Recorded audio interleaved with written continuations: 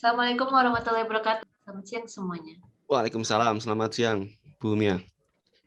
Selamat siang Pak Wahyu Derifandi. Di sini ada Pak Hamdani Arif juga kembali bersama kita ya di akhir pekan bersama Poli Batam. Jadi akhir pekan bersama Poli Batam ini digagas oleh salah satu program studi di Poli Batam, yaitu program studi Rekayasa Keamanan Cyber di jurusan Teknik Informatika Politeknik Negeri Batam. Nah, jadi di sini sebenarnya kita tuh mau ada diskusi, bisa jadi nanti akan ada beberapa series gitu ya. Hot topiknya yang kali ini yang kita mau bahas yaitu tentang PBL. Apa itu PBL? Project Based Learning, Problem Based Learning, atau Product Based Learning. Selama ini kalau sebelum PBL kan ada semacam pembelajaran konvensional di mana dosen memberikan pemaparan materi atau ceramah gitu ya, dan mahasiswa mendengarkan gitu. Jadi lebih ke semacam apa ya, kebalikan dari student oriented learning gitu ya. Jadi Pak Hamdani, mungkin boleh cerita sedikit ya, kemarin itu kita sempat ada apa ya, diskusi bersama tentang PBL di masa-masa pelatihan itu gitu ya. Awalnya dari sana ya, dan itu setelah itu jadi semakin ke sini itu semakin apa ya, PBL-nya itu semakin mulai untuk digencarkan gitu. Nah, berawal dari PBL tadi di mana yang sangat membantu pembelajaran konvensional yang tadinya untuk meningkatkan soft skill mahasiswa, dan kemudian ternyata pada saat itu kayaknya kalau nggak salah Pak Hamdani sudah mengerjakan PBL juga gitu ya, sebelum pada saat kita masih menggagas-gagasnya PBL gitu kan. Ada proyek kemarin itu di Polibotong. Boleh sharing dong tentang PBL yang sudah pernah dikerjakan kemarin? Oke, baik Bu, terima kasih Bu Nelmiawati. Jadi sedikit cerita mungkin terkait ini ya, latar belakang kenapa PBL itu dipakai. Kalau di Poli Batam memang sudah seperti yang Bu Mia sampaikan tadi, PBL itu ada salah satu prodi yang sudah menginisiasi dari lama. Nah, kemudian waktu itu di akhir tahun lalu kita seperti Bu Mia bilang tadi, kita satu tim itu sempat diminta untuk belajar dari prodi tersebut untuk dicoba dipelajari, kemudian kita bikin baku-bakunya gitu ya untuk dicoba disebarluaskan gitu ya secara masif ya ke teman-teman lain, ke prodi-prodi lain ataupun bahkan diterapkan di prodi kita di informatika, di jurusan kita di informatika gitu ya. Nah, kalau bercerita tentang pengalaman sebenarnya pada saat kita sedang menggali informasi mengenai PBL itu, saya ada semacam PBL kecil begitu ya, yang sifatnya itu lintas prodi. Nah, kalau bicara mengenai pengalaman, sebenarnya pengalaman awalnya cuma dari situ aja sih, berkaitan dengan PBL yang dilakukan dengan teman-teman di jurusan elektro. Nah, bagaimana PBL itu dilakukan? Nah, sebenarnya sederhananya adalah waktu itu ada request, ada permintaan untuk mengerjakan suatu produk. PBL yang ada pada waktu itu tuh P-nya berarti adalah product base. Projectnya itu berbasis membuat produk begitu. Produknya kebetulan apa itu namanya? Hasilnya itu berbentuk benda elektrik gitu, elektronik gitu ya. Ada sensor, kemudian ya gitu ya, ada aktuator yang menggerakkan. Aplikasi juga nanti, semacam aplikasi juga yang dihasilkan, sebagai produknya waktu itu? Betul, jadi ada aplikasinya. Nah, di PBL yang dikerjakan itu produknya memang ada yang berbau elektro, ada yang berbau informatika, yaitu kayak aplikasi mobile ataupun aplikasi aplikasi web gitu ya. Mahasiswa yang mengerjakan itu, ketika kita bicara PBL itu, mereka sebenarnya belum punya knowledge. Nah, disitulah akhirnya project kita padukan dengan learning. Dan uniknya adalah kalau di Poli Batam yang waktu itu coba mengerjakan project itu lintas keilmuan begitu ya, lintas prodi. Kalau kita secara secara organisasinya lintas prodi. Prodi informatika, satunya di jurusan informatika sama jurusan di elektro gitu. Cuman Berarti prodinya lintas jurusan ya? Lintas jurusan. lintas jurusan. Jadi uniknya adalah PBL itu mengerjakan sesuatu berbasis problem yang asalnya dari tadi request produk gitu ya. Project orientasinya kalau yang kasus ini itu produk. Kemudian karena mahasiswanya belum punya basis pengetahuan, itulah kesempatan untuk learning-nya. Jadi project based learning. Outputnya produk. Yang mengerjakan kalau di Poli Batam uniknya adalah lintas digagas, dicoba dikerjakan lintas jurusan dengan multidisiplin ilmu, begitulah Bu.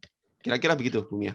Untuk di industrinya sendiri gitu ya. Nah, karena ini kan sebenarnya PBL ini kan untuk supaya kita bisa apa namanya yang kita lakukan itu bisa berkaitan erat atau berteman erat gitu ya dengan industri, sehingga ketika misalnya nanti mahasiswa sudah graduate gitu ya, lulus, mereka jadi nggak asing lagi gitu dengan budaya industri seperti itu.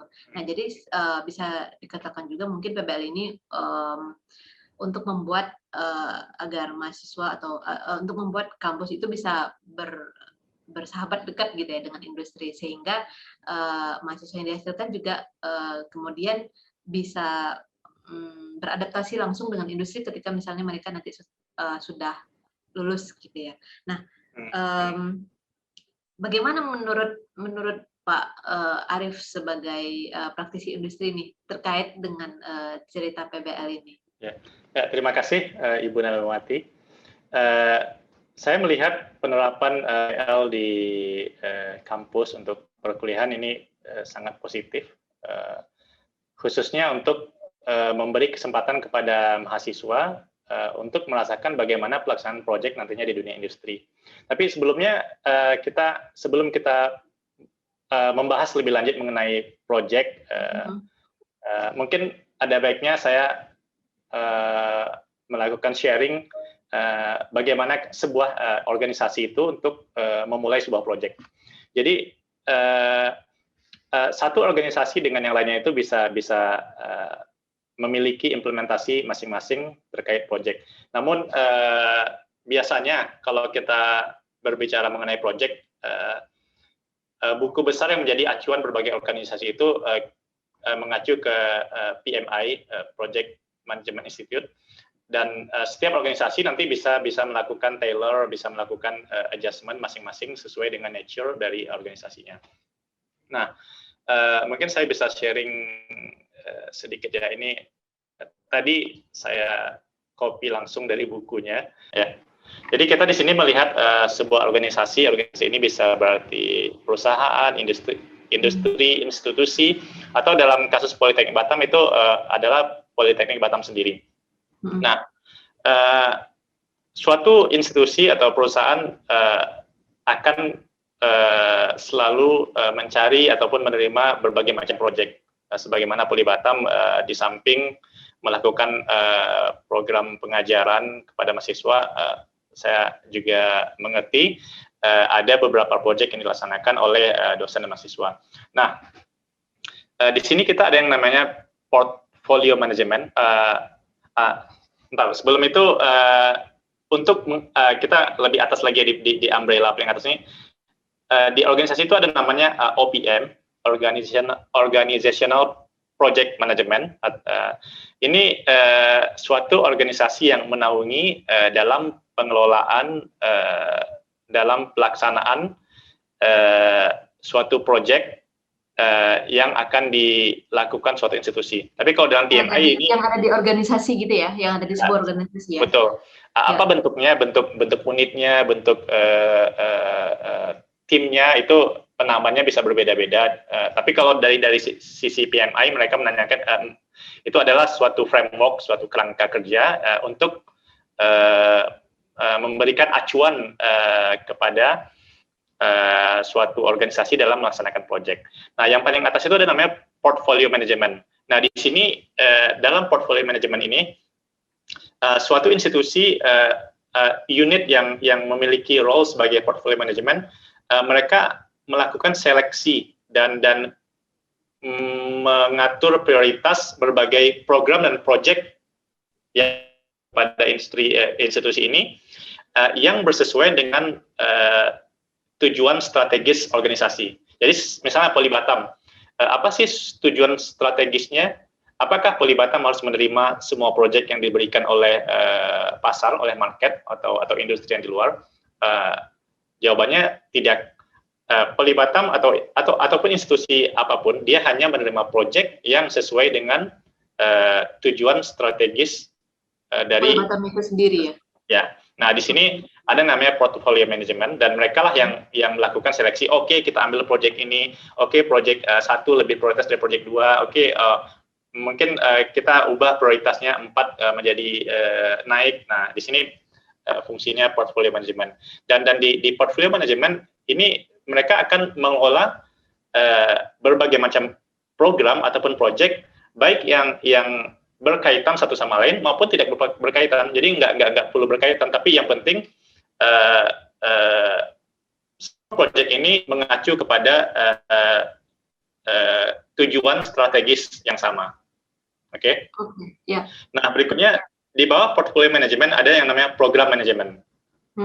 Nah, di antara berbagai macam program yang project yang sudah diseleksi dan diprioritaskan oleh portfolio management. Nah, terkadang atau banyak hal, banyak kasus satu atau lebih dari project ini memiliki kaitan satu sama lainnya. Jadi diperlukan untuk sinkronisasi, harmonisasi berbagai macam project yang saling berkaitan ini. Nah, biasanya kita lakukan pengelompokan, mungkin bahasa simpelnya, yang kita namakan program manajemen. Oke, jadi kalau di bawah portfolio manajemen ini bisa ada satu atau lebih program manajemen, atau mungkin ada suatu proyek kecil yang hanya individually dan tidak terkait dengan yang lainnya, dan dia tidak memerlukan suatu program manajemen. Oke. Ya. Jadi kalau mungkin bisa disambung, apa ya, bisa saya kaitkan mungkin ya dengan yang ada di lingkungan Polibatan itu. Jadi pada saat ini tuh ada yang namanya silau gitu ya, sebuah mungkin saya bisa menggambarkan bahwa silau itu semacam organizational project manajemennya yang mewadahi keseluruhan project-project yang akan dihandle di Polibatam gitu kan. Nah, kemudian nanti dari silau itu mungkin nanti pasti akan ada portfolio manajemen. Jadi berarti nanti di silau itu mungkin ada semacam topik yang dipilih ataupun sesuai dengan VMTS-nya Polibatam juga, mungkin seperti itu ya. VMTS. VMTS itu semacam visi misi tujuan dan sasaran Polibatam sendiri gitu ya.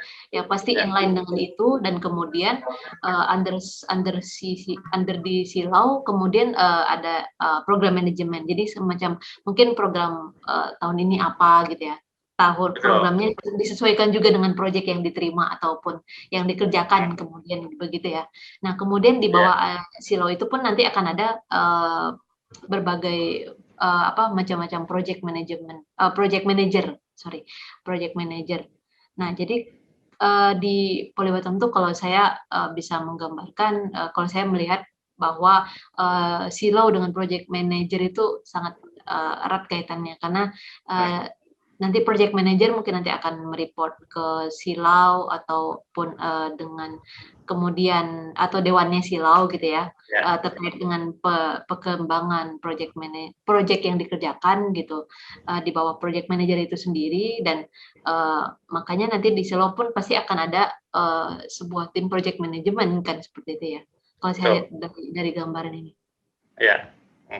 Dan nanti kita lebih berdiskusi lebih jauh nanti juga apa saja sih project management ini. Kalau sekilas dalam orang selalu mengaitkan project management ini sebagai project manager, which is